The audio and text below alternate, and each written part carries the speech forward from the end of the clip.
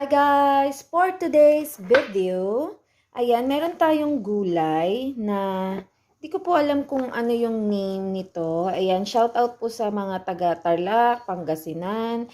Ito po ay nabili ko doon sa Pangasinan. So, 25 po yung ano niya, yung per bundle niya. So, kinat ko na po yung ugat kasi itatry ko po siyang itanim dito sa Bulacan. So, yan, kinat ko na po siya. At sabi po ay magigisa lang daw po yan. Bawang, sibuyas, kamatis, igigisa or lagyan mo. Ako lalagyan ko ng bell pepper. Tapos, pwede rin daw po siya sa munggo. Parang familiar sa akin to. Parang may bulaklak to na pink. Ayan, tapos pwede sa munggo. Tapos igigisa, iba-blanch for 2 minutes lang daw. At para lang daw siyang ampalaya. So, let's try po mamaya guys. Ayan, excited na ako kasi bagong mga halaman to sa akin. So, hindi ko to madalas nakikita sa Bulacan, sa market ng Bulacan. So, ayan, mamaya po iluluto po natin yan.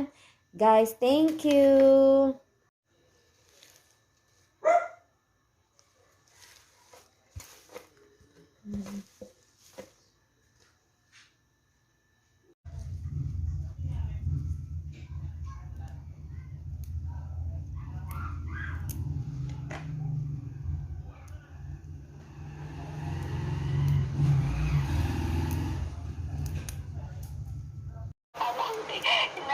Hindi yan nahahawakan. Ang kulit eh, no? Ganyan talaga. Wala naman siyang palag kasi minsan pag kunyari, bibili siya ng LCD, ng pangalan.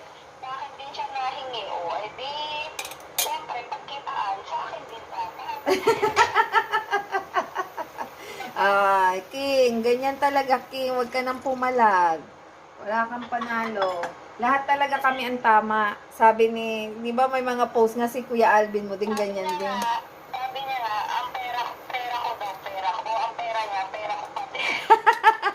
Yes! That's the truth. And guys, naluto na po natin yung gulay na kakaiba from Pangasinan na para nga daw ang palaya ito. So, ayan, mapait nga siya guys. Oo, masarap nga to sa munggo. Yan, tsaka siguro sa papaitan. No? Pwede na rin to. Yan, so, happy eating!